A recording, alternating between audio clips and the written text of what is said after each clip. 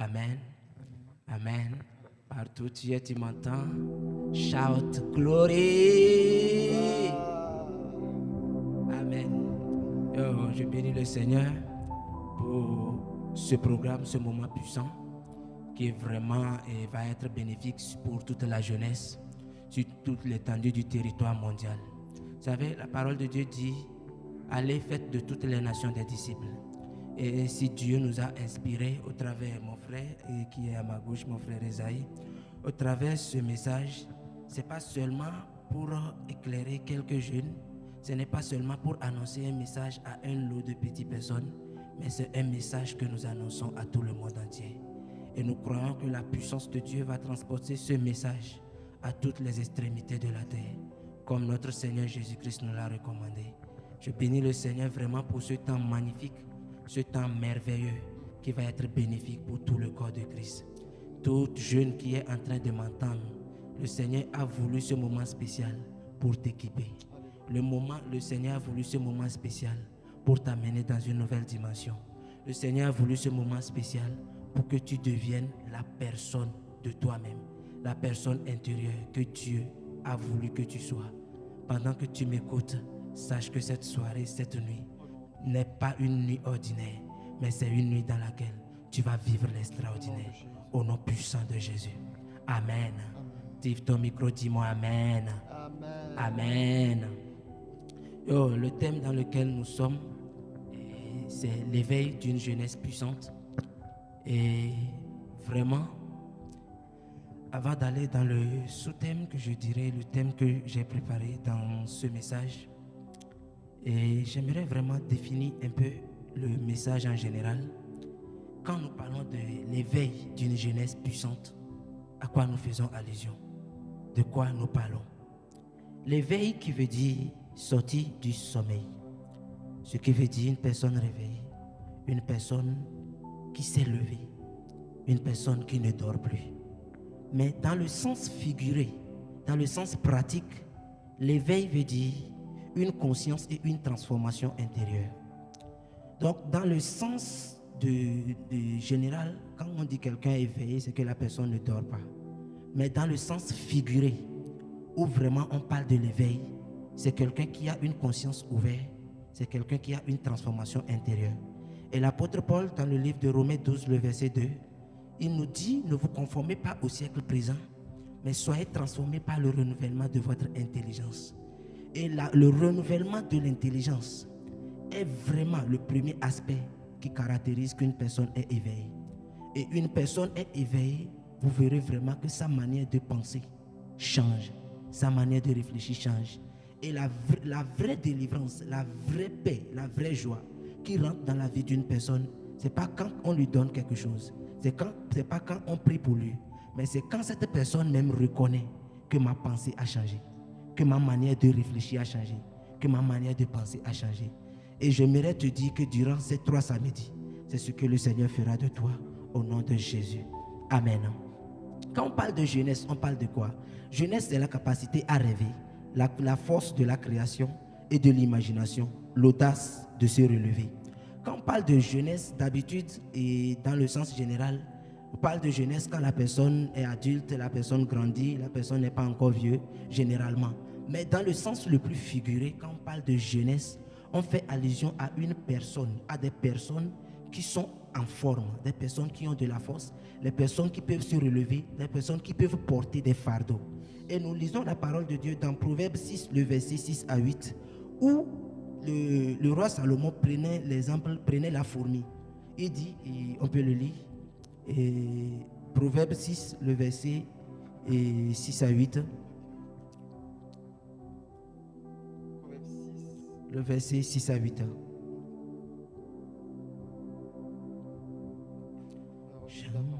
Proverbe 6, verset 8. 6 à 8. Okay. Je lis la parole du Seigneur. Il dit, va vers la fourmi paresseux, considère ses voies et deviens sage. Verset 7. Elle n'a ni chef, ni inspecteur, ni maître. Elle prépare en été sa nourriture. Elle amasse pendant la moisson de quoi manger. Paresseux, jusqu'à quand seras-tu couché? Quand te lèveras-tu de ton sommeil?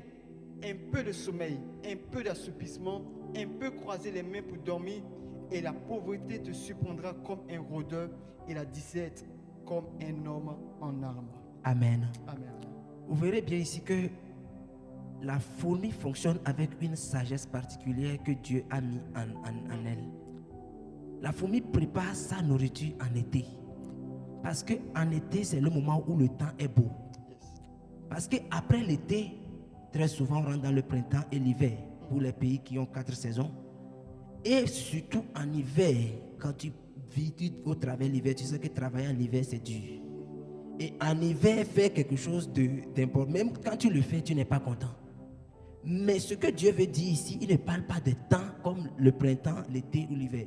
Il parle ici de la jeunesse et de la vieillesse. Ce qui veut dire, l'été de la fourmi, c'est ta jeunesse. C'est dans la jeunesse que tu peux plus amasser. C'est dans la jeunesse que tu peux travailler dur. C'est dans ta jeunesse que tu peux donner le meilleur de toi-même. Parce que si le temps au travers lequel tu pourrais te donner passe, après ce temps, tu auras du mal à pouvoir travailler dur. Comme vous voyez, le cerveau fonctionne d'une manière que plus tu prends l'âge, la capacité de rétention de ton cerveau diminue. Plus tu grandis, vous verrez que des personnes âgées ont du mal à fréquenter. Parce que le cerveau a déjà commencé par perdre les sens. C'est pour cela qu'il est très important que nous comprenions cette sagesse que Dieu a mis à l'intérieur de la fourmi, qui consiste à profiter de la jeunesse, à se donner à temps dans la jeunesse.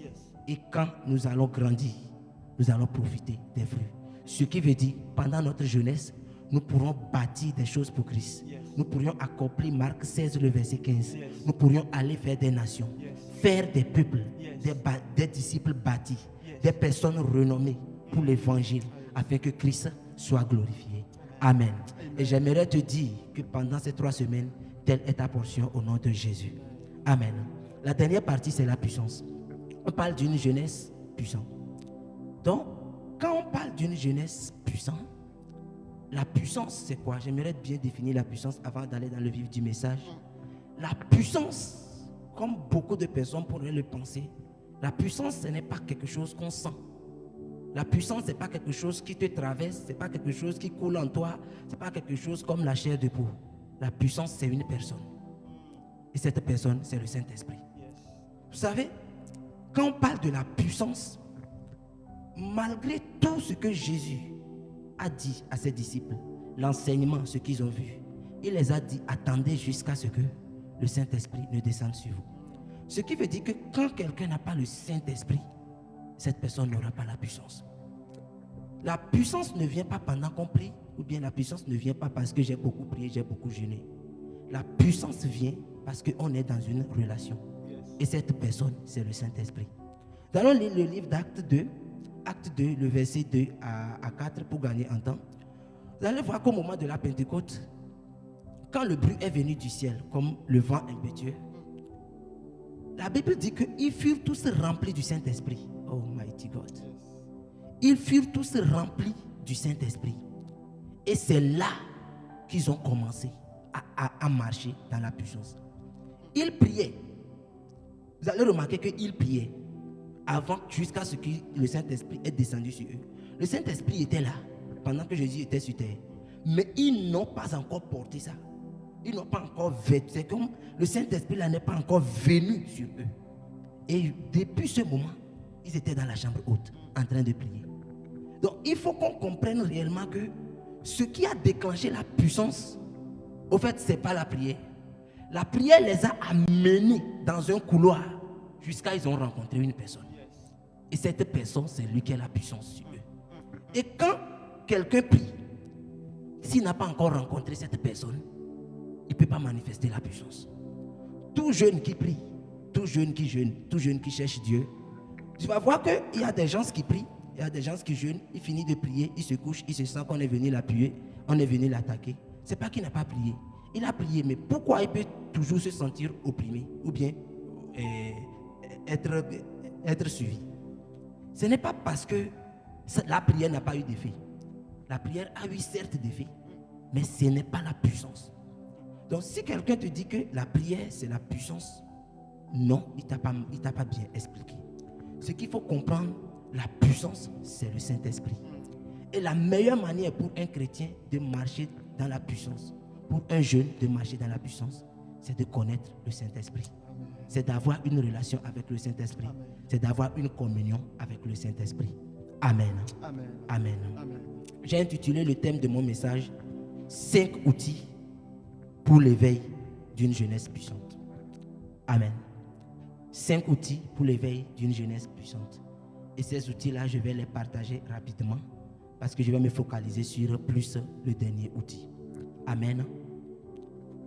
Le premier outil que je vais partager avec toi, en tant que jeune, si tu veux marcher dans la puissance avec Dieu, le premier outil, c'est de choisir de gagner. Choisir de gagner. Deutéronome 30, verset 19. Amen.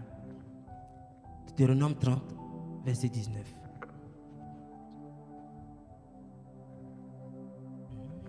Deutéronome 30, verset 19.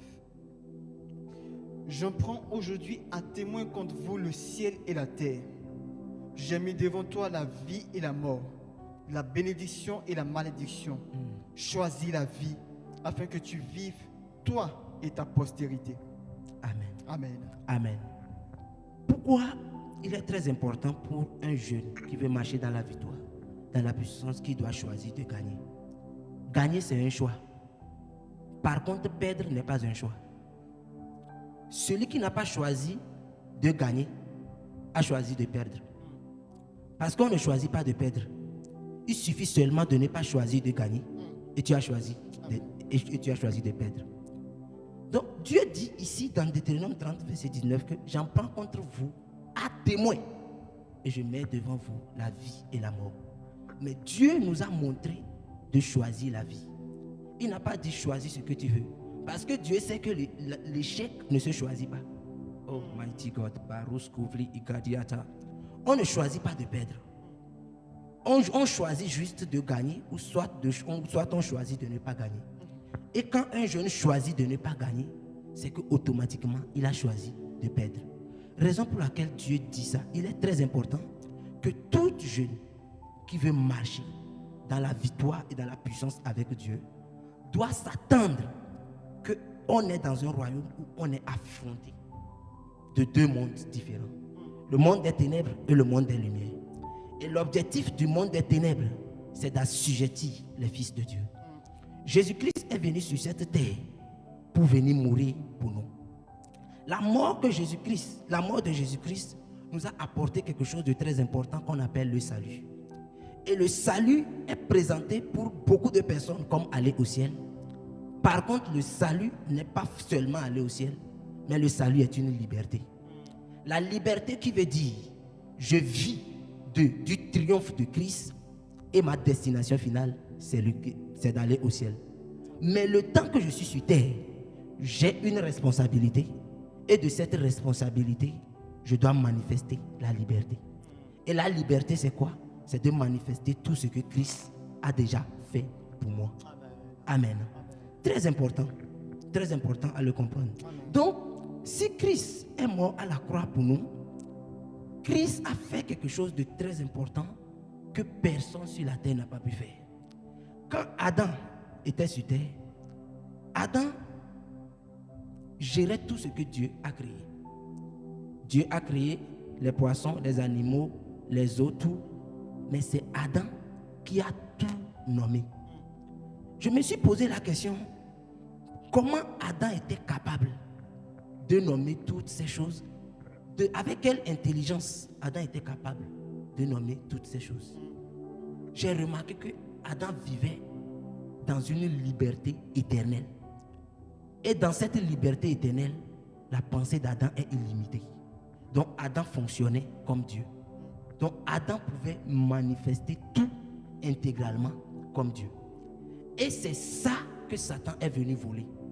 Donc ce que Satan était venu voler chez Adam, c'est l'autorité d'Adam qu'il est venu voler. Donc quand Adam a chuté, la parole de Dieu dit que Christ est venu récupérer ce qui est perdu. Autrement dit, c'est ce que Adam a perdu que Christ est venu récupérer pour nous. Donc, quand Christ a déjà, étant donné que Christ a déjà récupéré cette chose pour nous, on n'a pas en réalité à combattre pour aller reprendre cette chose. On n'a que à manifester cette chose. Amen. Mais pour manifester cette chose, il faut faire un choix. Il faut faire un choix. Et le choix là, c'est de gagner. De gagner, pas combattre pour gagner, mais de gagner sur terre, étant donné que Christ a déjà gagné pour moi. La manifestation de cette victoire est très importante. Amen. Amen. Je vais aller très vite, vu compte tenu du temps. Soyez bénis. Amen. Deuxième chose, la plus importante qu'il faut savoir, c'est se réveiller pour Christ. Quand tu fais le choix de gagner, tu dois te réveiller pour Christ. Se réveiller pour Christ ne veut pas dire je me couche pour Christ et je me réveille après. Non.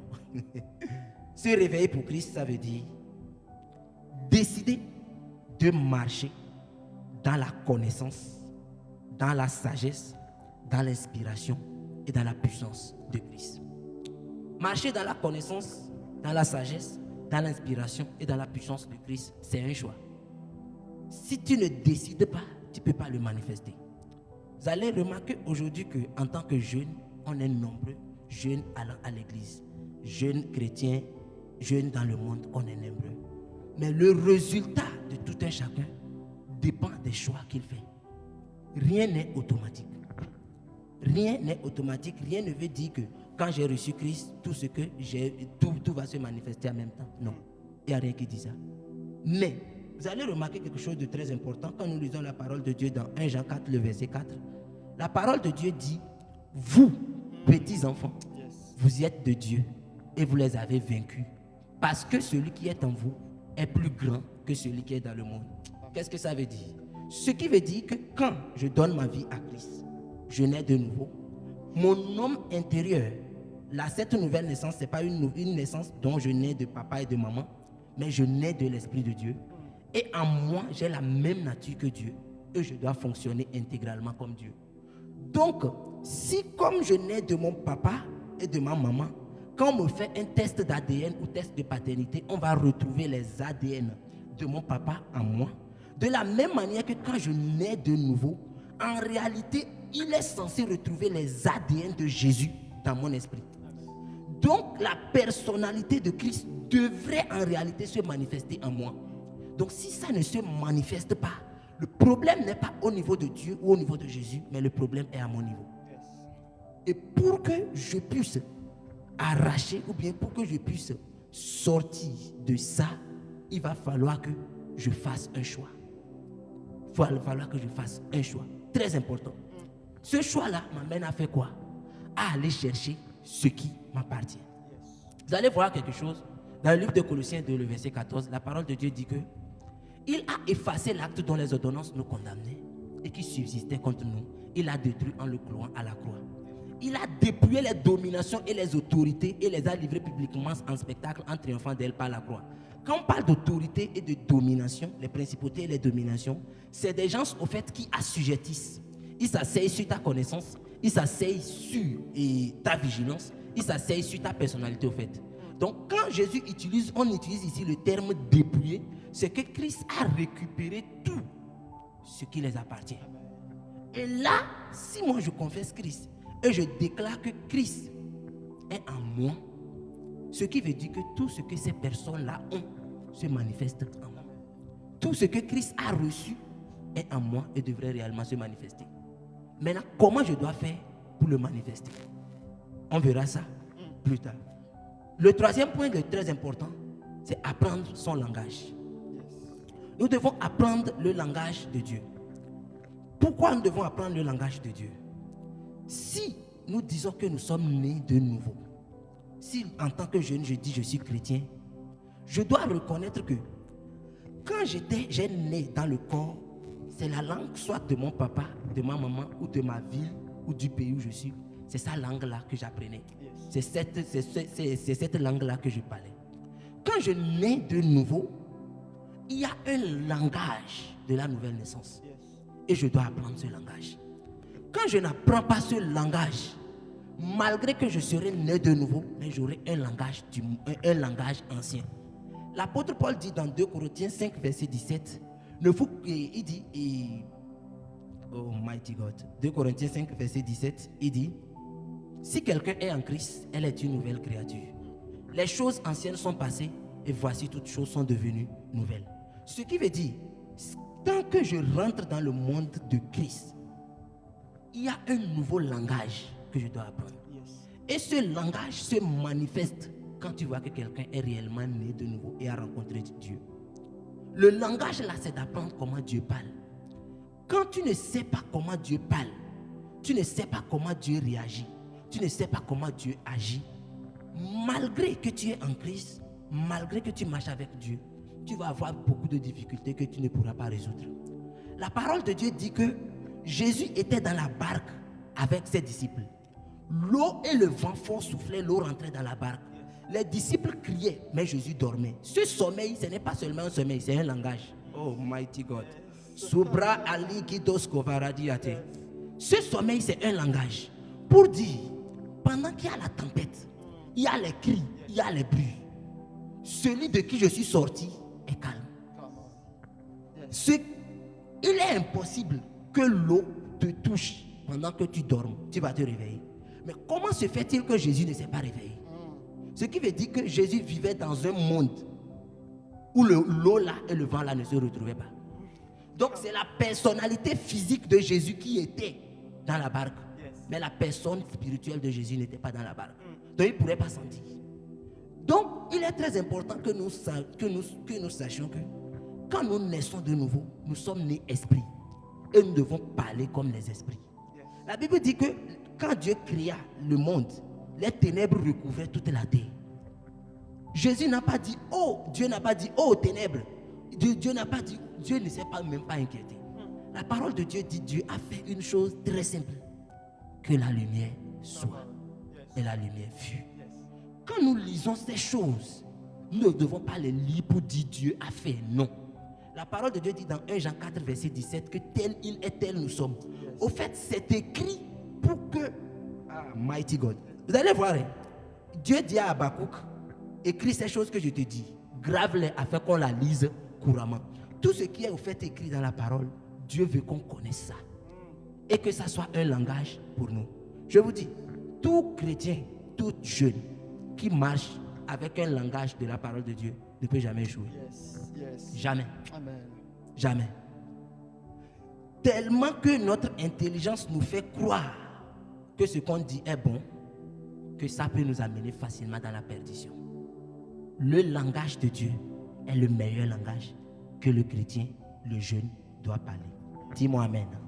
Sois béni. Amen. Et je vais aller encore sur le 4e point. Je vais vite partager ces points-là. Le 4e point, c'est être actif pour lui. Être actif pour Jésus. Et ce point, c'est très important pour moi. Marc 16, de verset 15 à 20, il dit, allez, prêchez la bonne nouvelle partout, à toutes les nations.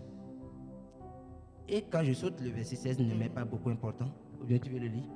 Bon, on peut le lire totalement. Je voulais aller au verset 17 directement. Oui, verset 17 à 19. Je lis la parole du Seigneur. Marc 16, verset 17. Il dit, voici les miracles qui accompagneront ceux qui auront cru. En mon nom, ils chasseront les démons. Ils parleront de nouvelles langues. Verset 18.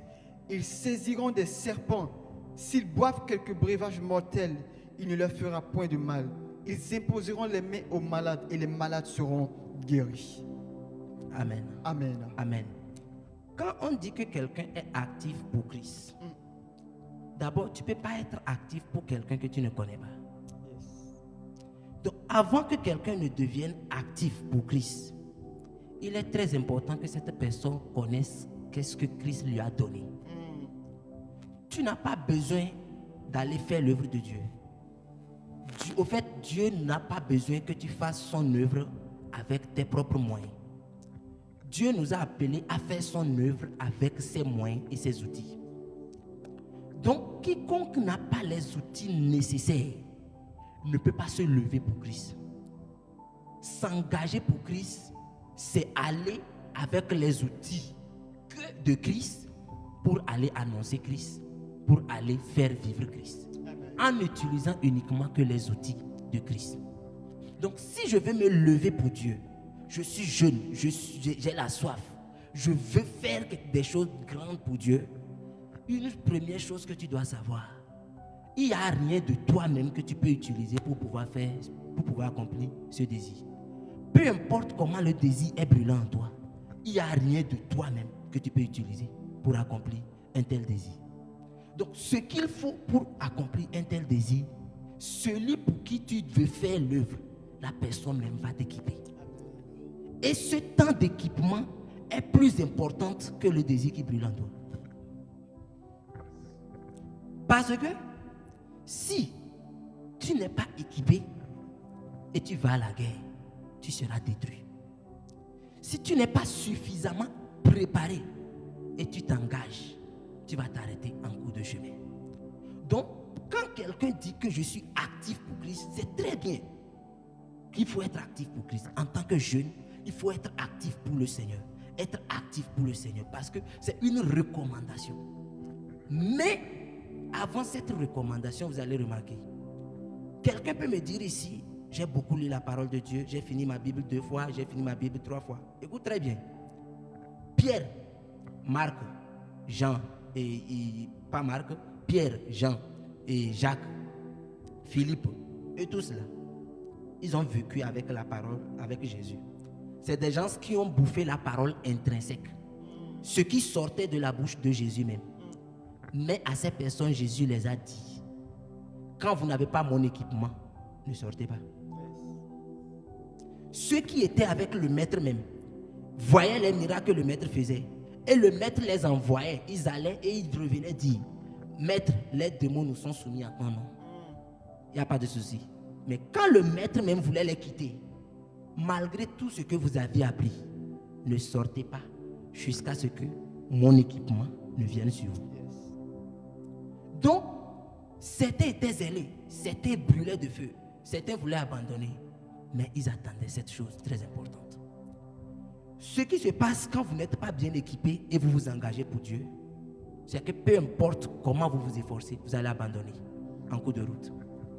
Pierre dit, maître, même si tout le monde t'abandonne, moi je ne vais pas t'abandonner. Même si tout le monde te fuit, moi je ne vais pas te fuir. Mais quand le temps est arrivé, on a pris Jésus. Pierre a nié 3 fois qu'il ne l'a jamais connu. Pourquoi il a nié? Ce n'est pas qu'il n'avait pas le désir. Il a le désir, il a la volonté, mais il n'a pas l'équipement et la capacité. Donc, jeune, pendant que tu m'entends, sache que être actif pour Christ est très important. Mais il est très crucial que tu sois d'abord équipé. Amen. Le dernier point, et je vais détailler maintenant, c'est gagner pour Christ. Gagner pour Christ consiste à gagner le monde pour Christ. Si tout ce que tu fais, la finalité ne consiste pas à ce que les âmes soient gagnées pour Christ, tu ne fais rien. Tout le travail que tu fais, si la finalité de ce travail ne consiste pas à l'avancement du royaume de Dieu, tu ne fais rien. Notre victoire sur terre est manifestée pour que Christ soit glorifié. Donc l'objectif du pourquoi nous gagnons sur terre, c'est pour que Christ soit glorifié. Quand Christ est mort, la parole de Dieu dit que Christ est monté au ciel et le Saint-Esprit est descendu. C'est-à-dire la plénitude de son esprit s'est manifestée sur terre. Christ au ciel ne veut pas dire que Christ est assis à la droite de Dieu ou bien Dieu est ici à gauche, Christ est à droite. C'est pas ce que ça veut dire. Donc Christ au ciel veut dire notre représentation dans le ciel. Donc nous tous qui avions reçu Christ, notre représentation dans le ciel, c'est Christ. Et la représentation de Christ des cieux, c'est nous sur terre. C'est pour cela, c'est difficile. Je vais dire cette chose, c'est très important. C'est difficile pour Christ même de descendre aujourd'hui sur terre pour faire quelque chose sans que quelqu'un n'intervienne. Parce que c'est au travers ce que nous disons, ce que nous faisons, que Dieu se manifeste.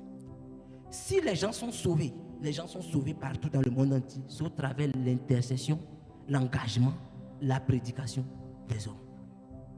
C'est pour cela que Christ a dit dans Luc 10, 19, voici je vous ai donné le pouvoir de marcher sur serpent, sur scorpion, sur toute la puissance de l'ennemi et rien ne pourra vous nuire. Et Apocalypse 12, verset 11, il dit, nous les avions vaincus à cause du sang de l'agneau et par les paroles de nos témoignages. Ce qui veut dire, étant nés d'esprit, nous avons un langage esprit, nous avons une voix esprit. Et quand nous témoignons, pour nous, nous parlons, mais derrière nos paroles, c'est la voix, la résonance de Christ qui sonne. Et à chaque fois quand nous gagnons quelqu'un sur terre, Christ devient témoin de la personne dans les cieux. Donc quiconque n'a pas connu Christ, Christ n'est pas témoin de la personne dans les cieux.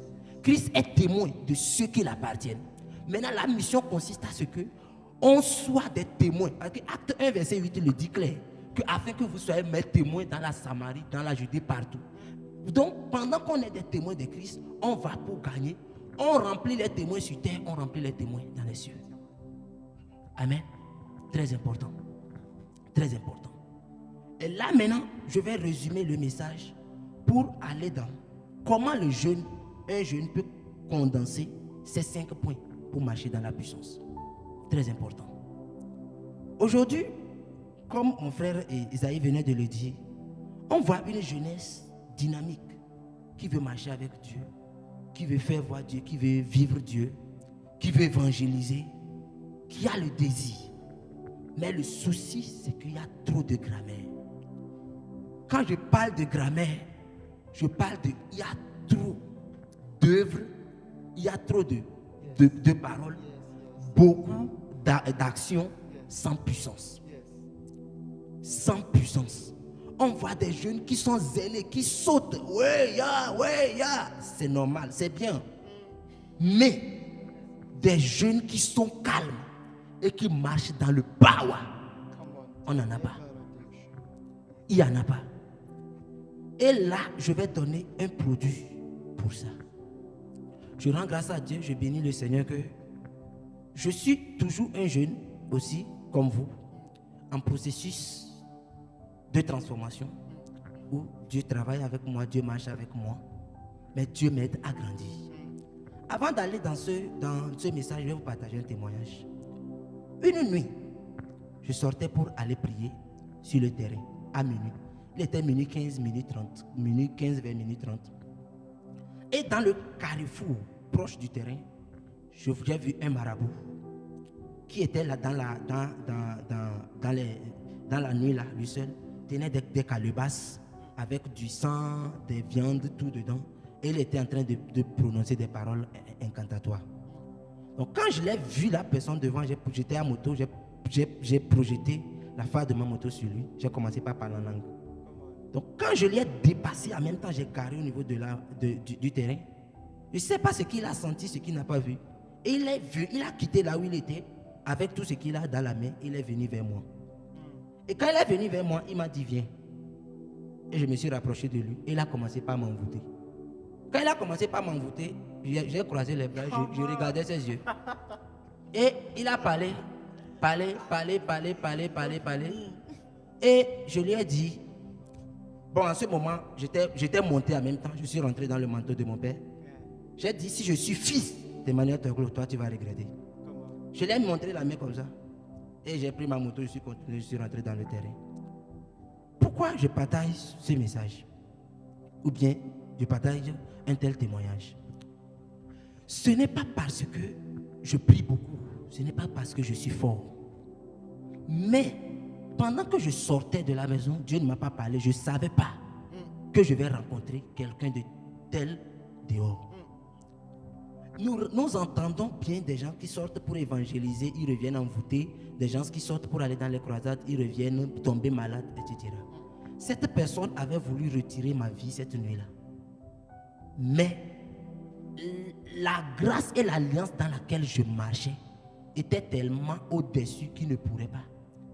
Et le fait que je n'ai pas eu peur de lui était un symbole de quelque chose qui est en moi.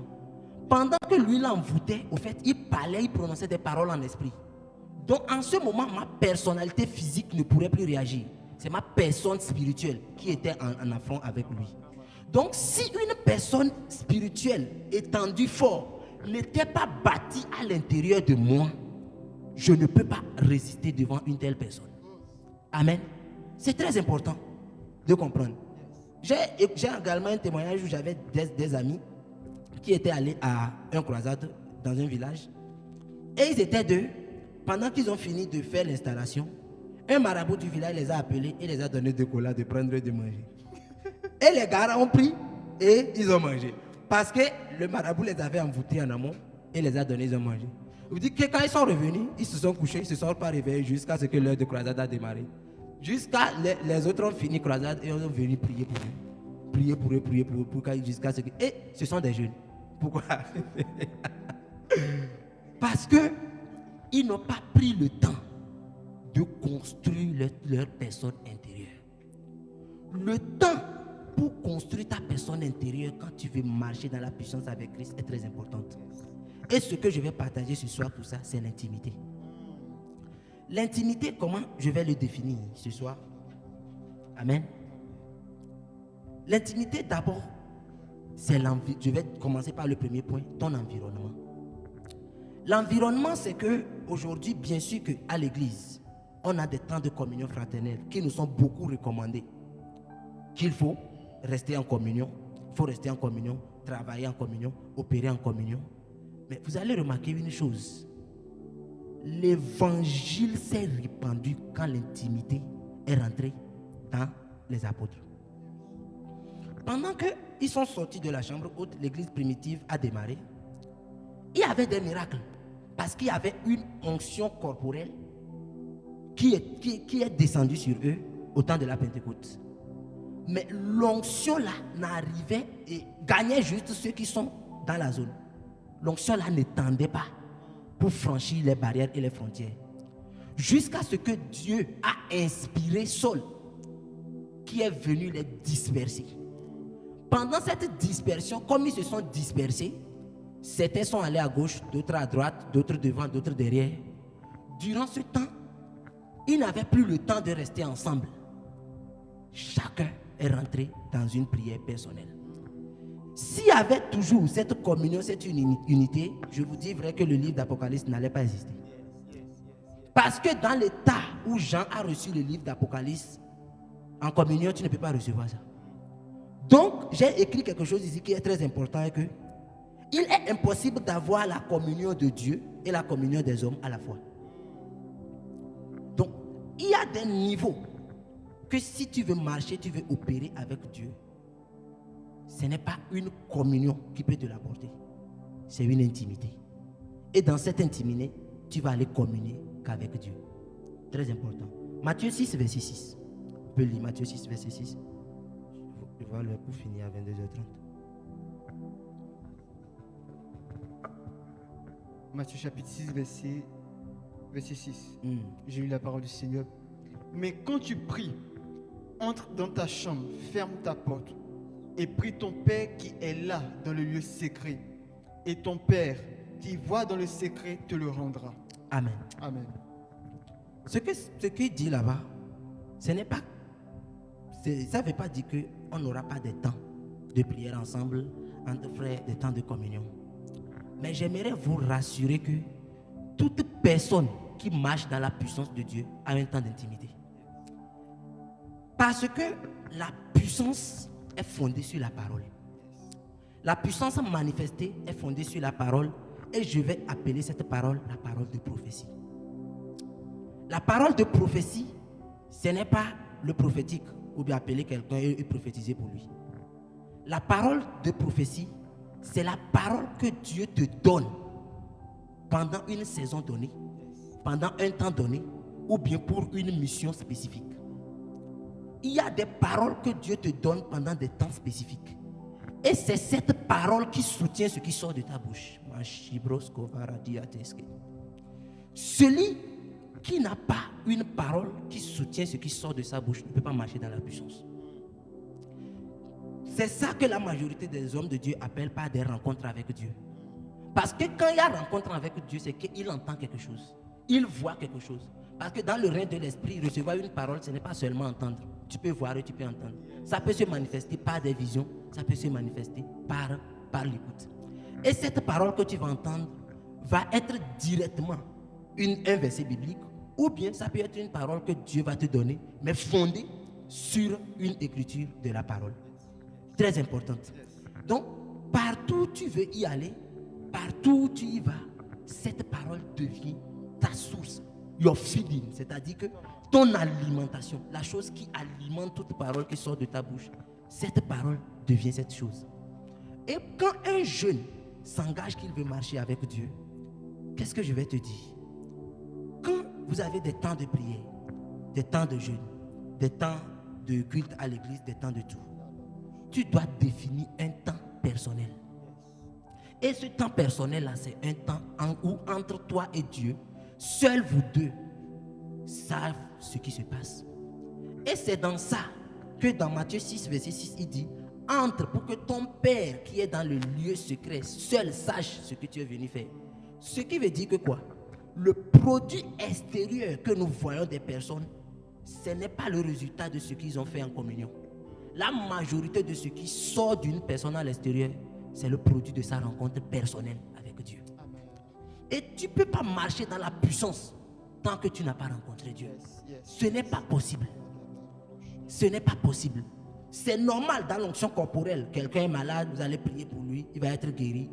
C'est normal. Par exemple, je rends grâce à Dieu. Hier nuit, comme je vous le disais, à 23h, je m'apprêtais à prier quand j'ai reçu un appel.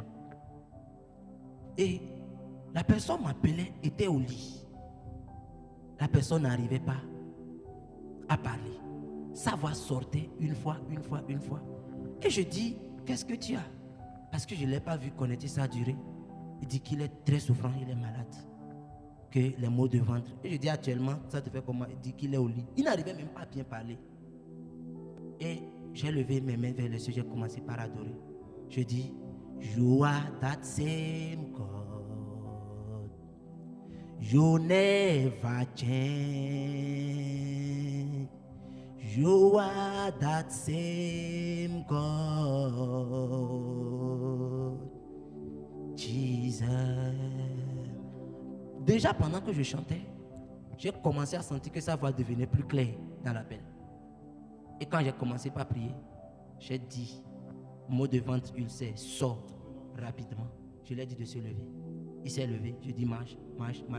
Il a commencé par rire, commencé par me remercier. Je dis: non, rends grâce à Dieu. Pourquoi?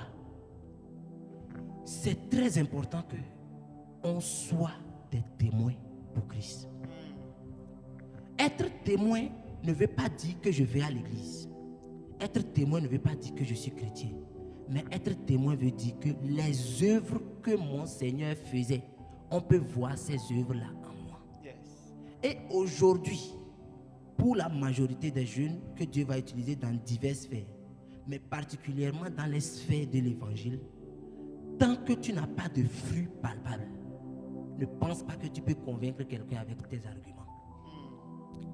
Les arguments ne vont pas convaincre, mais c'est les fruits qui sortent qui vont convaincre. Et par la grâce de Dieu, moi et mes frères, on a eu le temps vraiment d'avoir des échanges sur ce sujet où on a compris que la jeunesse a besoin d'un feu. La jeunesse a besoin d'un feu pour marcher au-delà du grammaire.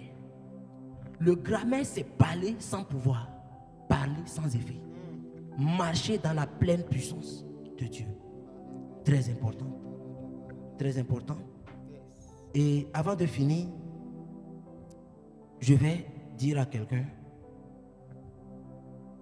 en soutenant cette parole par ce verset, dans le livre de Juge 1, verset 1 à 4, je vais donner quelques versets que vous pourriez noter, on ne va pas lire. Juge 1, verset 1 à 4. Juge 1, verset 1 à 4. 1 Samuel 23, verset 1 à 5. Je vais juste donner les deux. On en a 3 jours par la grâce de Dieu. On peut donner, on peut partager d'autres à la fois. À cause du temps, parce qu'on va prier un peu. Juge 1, verset 1 à 4. On ne va pas le lire, mais qu'est-ce que je voulais dire là-bas? C'était après la mort de Josué que le peuple d'Israël a consulté Dieu avant d'aller faire la guerre. Et Dieu les a donné la stratégie. Ces choses sont encore aujourd'hui, mais c'est plus la manifestation du Saint-Esprit. À chaque fois que tu veux faire quelque chose, il y a une directive que Dieu te donne. Amen. très important pour tout jeune qui m'entend. Cette parole que je dis, la parole de prophétie que tu dois retrouver dans l'intimité, quand tu as cette parole, ça t'évite de faire certaines prières. Ça t'évite de faire certains jeûnes. Ça t'amène à marcher pleinement dans la victoire. Très important et très capital. Soyez richement bénis. Vu le temps, on va s'arrêter ici, on va prier. Et par la grâce de Dieu, nous allons continuer le samedi prochain. Mais toi qui es connecté, tu entends ma voix. Que le Seigneur te bénisse. Pendant que nous allons prier sur première requête. C'est basé sur Éphésiens 1, verset 18. Éphésiens 1, verset 18. Et verset 17 à 18, on peut lire 17 à 18 rapidement. Éphésiens chapitre 1, verset 17 à 18. Yeah. Je lis la parole du Seigneur. Afin que le Dieu de notre Seigneur Jésus-Christ, le Père de gloire, vous donne un esprit de sagesse et de révélation dans sa connaissance, et qu'il illumine les yeux de votre cœur, pour que vous sachiez quelle est l'espérance qui s'attache à son appel, quelle est la richesse de la gloire de son héritage qu'il réserve aux saints, et quelle est envers nous qui croyons l'infinie grandeur de sa puissance, se manifestant avec efficacité par la vertu de sa force. Amen. Amen. Nous allons prier pour demander la grâce de la lumière pour comprendre les Écritures. Quand nous comprenons les Écritures, on peut marcher pleinement dans la puissance de Dieu et facilement. Parce que celui qui comprend la parole ne souffre pas pour écouter la voix de Dieu. Celui qui a la lumière sur la parole ne souffre pas. Tu vas lever ta voix. Tu vas dire, Père, au nom de Jésus, accorde-moi par ta grâce la lumière pour comprendre les Écritures, la lumière pour marcher dans les Écritures, la lumière pour voir les Écritures. Les Écritures. Commence par prier. Masunde calibradas keteraba, shalabrede givaradas kivri, delvarandas kivrados kovele diateske, lembrende gavaradas kovli gederadas shagidarabadosko, bradakatosko predege la hindere.